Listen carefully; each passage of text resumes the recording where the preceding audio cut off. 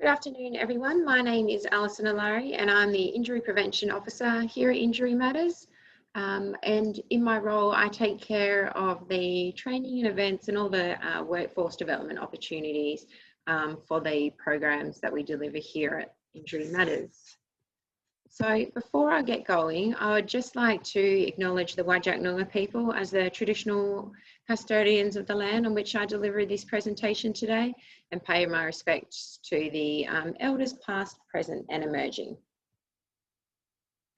So today I'll be talking about vision and falls prevention in older adults. So I'll provide a bit of an overview of the Stay on Your Feet Falls Prevention Program and what falls look like in WA. I'll talk about the risk factors for falls, age-related vision impairments, and how they can affect falls in older adults, as well as looking at some of the strategies for falls prevention with people with low vision. So a little bit about Injury Matters before I get started. Our vision is for safer people and places.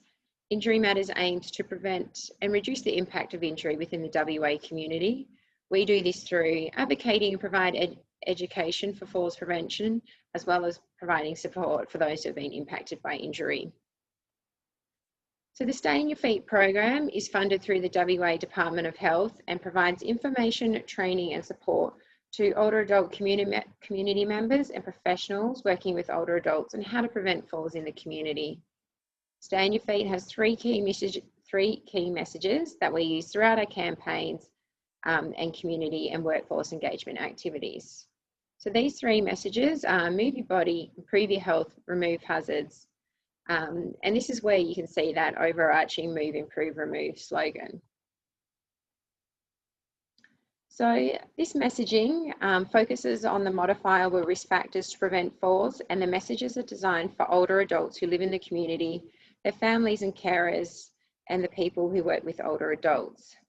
As you can see, our Remove Hazards campaign focus has the most direct link to vision, with one of the key messages being check your eyesight, which looks at eye health and healthy vision to prevent falls.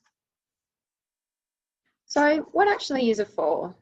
So falls can happen to anyone, regardless of age, but as we become older, we are more likely to fall and injure ourselves. Sometimes older adults don't report falls as they may dismiss it as a trip or a slip rather than a fall. However, these can be warning signs, as about half of falls occur as a result of slips and trips. Understanding what a fall is and why they happen can help us to manage them better. A slip occurs when a person's foot loses traction with the floor. For example, when you may slip on a slippery surface or from wearing inappropriate footwear. A trip occurs when a person unexpectedly catches their foot, for example, tripping over a crack in the floor or maybe some loose electrical cords that are along the floor as well.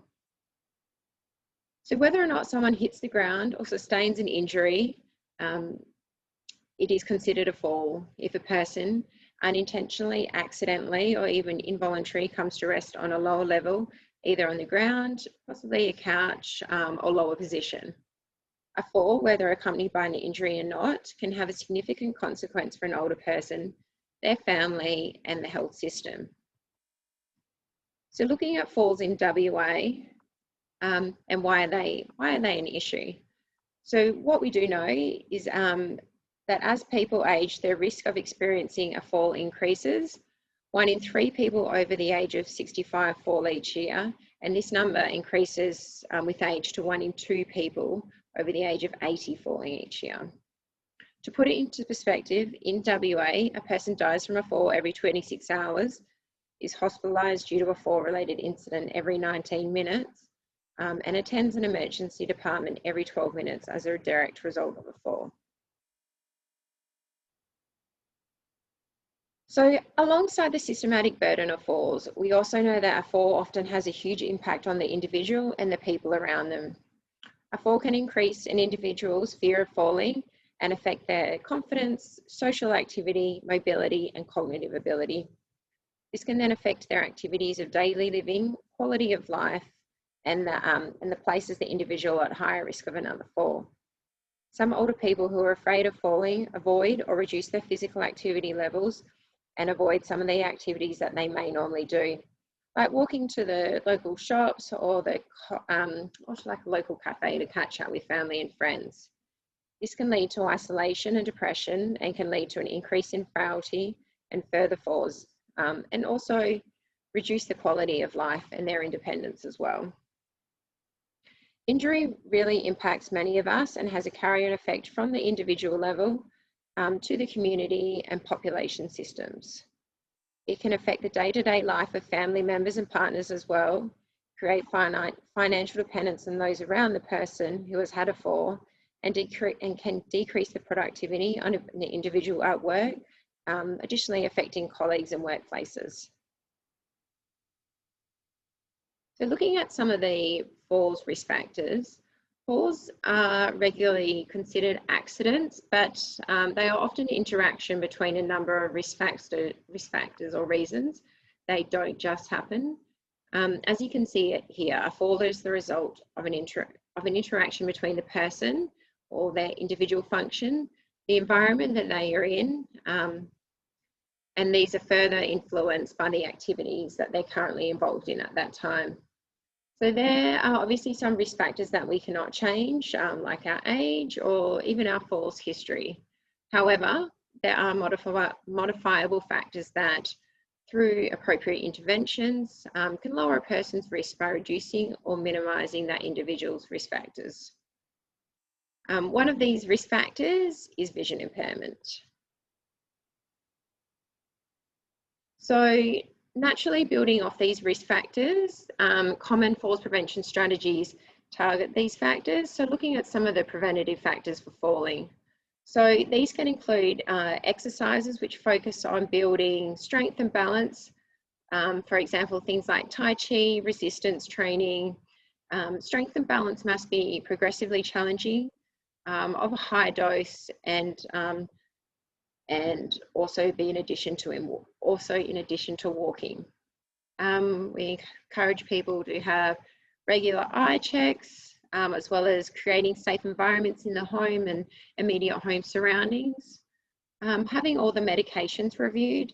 Older adults can ask their pharmacist to review their medication to assess their individual risk. Wearing safe and practical footwear, eating a balanced diet from a variety of foods, staying hydrated, as well as limiting alcohol intake. Managing chronic health conditions. It's really important for older adults to speak to their GP and let them know if they've had a fall as well. Using a walking aid if one has been prescribed to them. And vitamin D, there's a little bit of mixed evidence or mixed reviews around its effectiveness, but overall, adequate levels of vitamin D is important. So looking more specifically now at vision impairments and falls risk, research shows that older adults with vision impairment are twice as likely to fall as older adults without vision loss.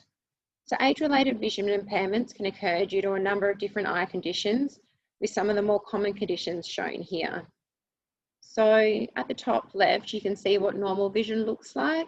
And then the top right, we have age-related macular degeneration, which is a leading cause of irreversible vision impairment in people aged over 40 in Australia. So there are two types of macular degeneration. So there's wet, which is rare and leads to sudden and significant changes in vision, and dry, which is a lot more common and leads to a gradual loss of central vision. So some of the symptoms of macular degeneration include a gradual decline in the ability to see objects clearly, central vision becomes distorted, dark or empty spaces block the central field of vision, a dimming of colour vision, and as well as visual hallucinations. So at the bottom left, we have cataracts. This involves clouding of the clear lens of the eye. Cataracts can result in blurred vision, glare sensitivity, distortion or double vision, and a feeling of looking through a veil or a curtain. In the bottom middle, we have glaucoma, which results from pressure increases in the eye. It places pressure on the optic nerve. So common symptoms for glaucoma include the loss of peripheral vision, painless blurred vision, and difficulty adjusting to low light. And the bottom right, we have diabetic retinopathy. which occurs when tiny blood vessels inside the retina are damaged. So symptoms can include blurred or distorted vision, increased sensitivity to glare, and difficulty seeing at night as well. So from these images, you can kind of get an idea of what someone with these eye conditions might see in comparison to someone with normal vision. So looking at some of the vision and falls risk factors, so some of the factors associated with decreased visual function that can increase the risk of a fall include impaired visual acuity or clarity of vision, including blurred or cloudy vision, that contrast sensitivity or ability to distinguish between an object from its background, glare sensitivity or loss of clarity in bright lighting, such as when near a bright light source or even outside in the direct sun. Depth perception or the ability to perceive the distance of an object, and the visual field size as well. So this can then increase a person's risk of having a fall by affecting their gait, which is their pattern or their style of walking, their postural stability, so the ability of the individual to maintain their position of their body, as well as balance control. In addition to this, behaviours such as using multifocal glasses can also affect contrast sensitivity and depth perception, which can also increase the risk of someone having a fall. So here are some signs to look out for in your clients or patients that their vision may be deteriorating. So these can include the constant frowning or squinting, frequent blinking, head tilting or turning, rubbing the eyes, holding reading material close to the face, that poor hand-eye coordination or clumsiness, falls or bumping into items when they're moving around the room, and also missing the cap when pouring drinks. So vision and fall, so kind of looking a little bit more specifically now at some environmental risk factors around the home. So there are a number of environmental factors that increase the risk of having a fall, particularly among older adults with low vision or vision impairment, and about 50% of falls actually happen in the home or the immediate home surroundings. So these can include hazards such as clutter or objects left on the floor, poor lighting, uneven or slippery floors, stairs or other changes in floor levels, spills, loose carpets and rugs, loose cords, as well as pets. So some strategies for falls prevention that have shown to be effective. So interventions regarding vision such as regular eye checks, the use of correctly prescribed glasses, and the removal of tripping hazards in the home can reduce the risk of vision-related falls.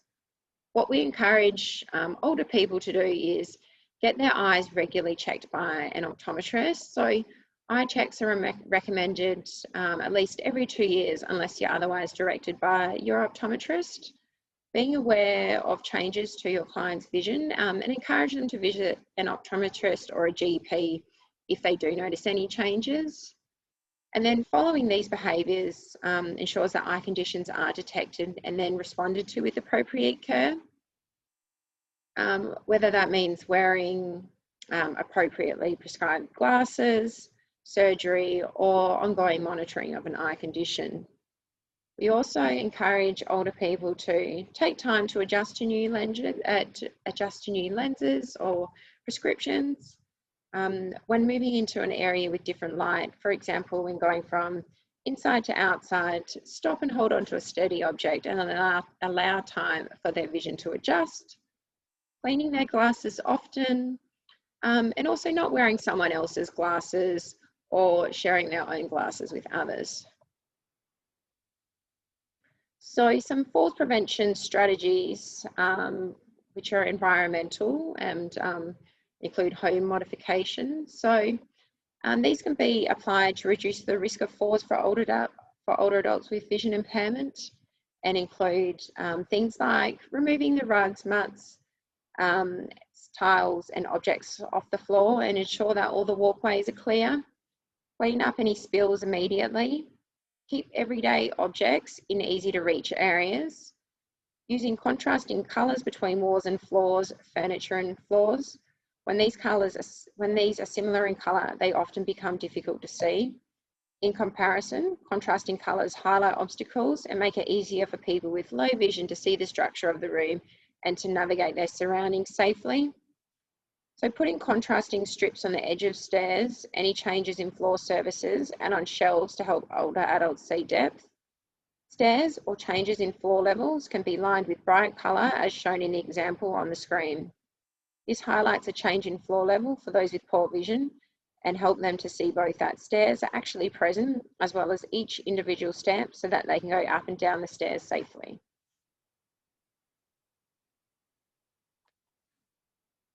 Clearly mark pillars, poles and other structures that may obscure walkways. Clearly mark glass doors at eye levels. We also encourage people to avoid patterned carpets as they can make it difficult to identify a change in floor surface or level 2. Improving the lighting. So people with low vision generally require more light to see, and this can be navigated by increasing the strength of globes in the home or by adding more sources of light, such as natural light, lamps, or even using a torch. This can make a large difference between seeing furniture in a room or identifying hazards in the environment. Reduce glare in the environment, which can be achieved by using blinds or curtains, having matte rather than glossy surfaces on tables or tiles and other surfaces, and also using appropriate mobility aids such as a sighted person, cane, or possibly a seeing eye dog.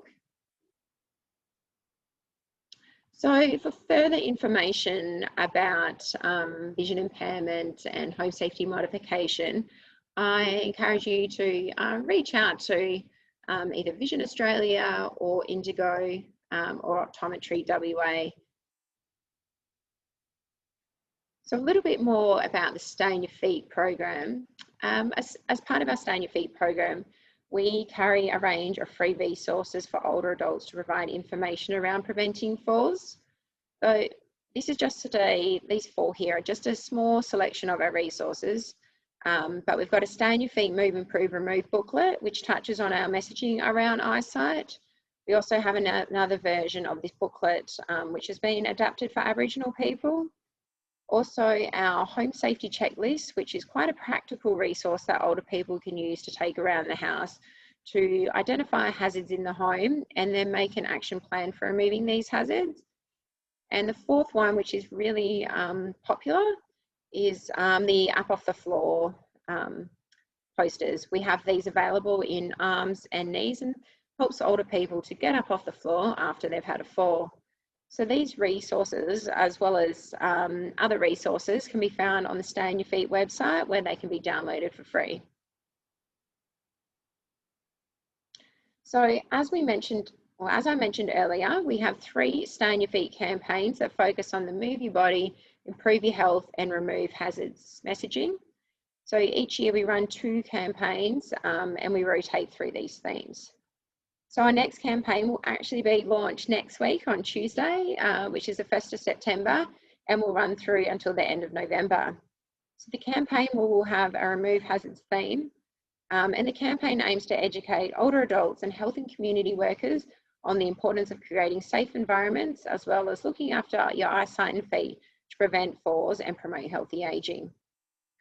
We do this through mass media and television and social media, providing resources such as the ones that just shown, the Stay on Your Feet website, through community engagement and workforce development activities. So we also run a lot of falls related workforce development training and events throughout the year for both students and the current workforce on a range of different falls prevention topics. Earlier this year, we partnered with Vision Australia to run a 3-part series on vision and falls prevention. So I encourage you to visit the Stay on Your Feet website to learn more about this area of falls prevention if you're interested. There is a great presentation on orientation and mobility aids that form the 3rd part of the series. We usually try to align these activities with our Stay on Your Feet campaigns. So with the upcoming Remove Hazards campaign, we are looking at providing more professional development opportunities for occupational therapists. So if you are interested in OTs and their role in falls prevention, I encourage you to sign up to our Stay on Your Feet e-news, where you receive monthly newsletters, and we put all of our upcoming events into that. We also have also included in that monthly newsletter is just some information and research on falls prevention, as well as some sector news, so other things that are happening in falls prevention in WA.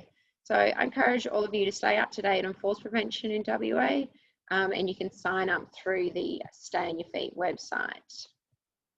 So that is just a little bit of an overview of vision impairment and falls prevention. If you are interested in any of our resources, or to discuss anything that I have mentioned or gone through today, I please encourage you to get in touch with me here at Injury Matters, and to as well, jump on our website and take a look, particularly at those workforce development opportunities.